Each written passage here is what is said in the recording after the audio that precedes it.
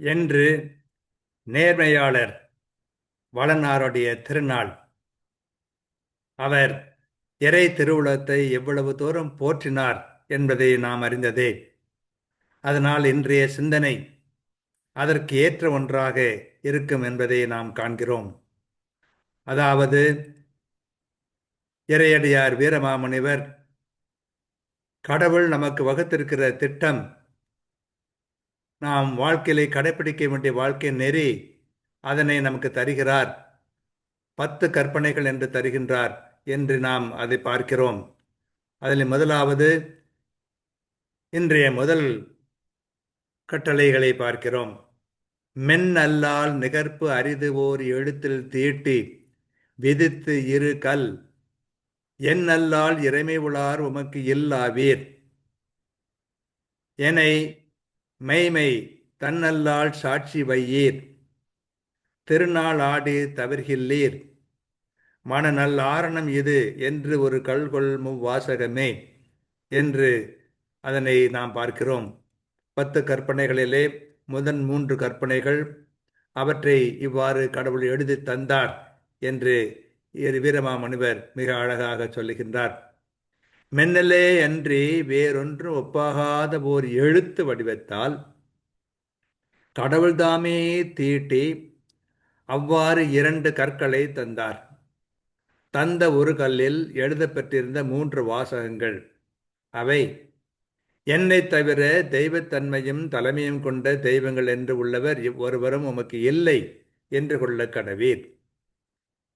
உண்மைக்கே அல்லாமல் பொய்மைக்கு ஆணையிட்டு என்னை சாட்சியாக வையாதீர். குறிக்கப்பட்ட திருநாட்களை முறைப்படி கொண்டாட தவறாதீர். இது நிலைபெற்ற நல்ல வேத விதியாகும் என்று இவ்வாறு அமைந்தன.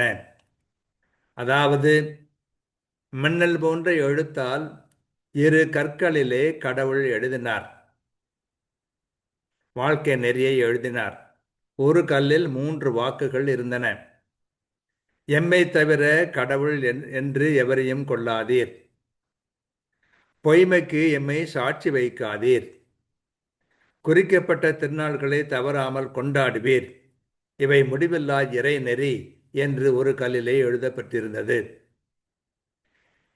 மின்னல்லால் நிகர்பரிதோர் எழுத்து தீட்டி விதித்து இருகள் லென்னல்லால் இறை மை உளார் உமக்கு இல் ஆவீர். என மெய்மை தன்னல்லார் சாட்சி வையீர். திருநாள் ஆடி தவிர்கில்லீர். மண்ணல்லால் ஆரணம் இது என்று ஒருகள் கொள்முன் வாசகமே என்று இதனை அமைத்து தருவதை பார்க்கிறோம்.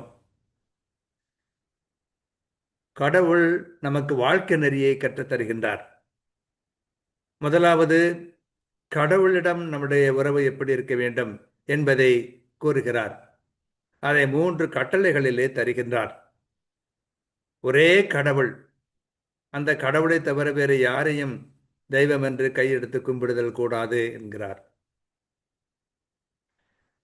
கடவுளை மரியாதையோடு நடத்த வேண்டும், பணிந்து நடத்த வேண்டும். எதற்கெடுத்தாலும் பொய் சாட்சியம் சொல்வது கூறாது.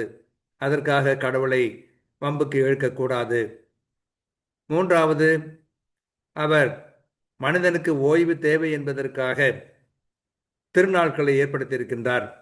அந்த திருநாட்களை முறையாக நாம் கடைப்பிடிக்க வேண்டும்.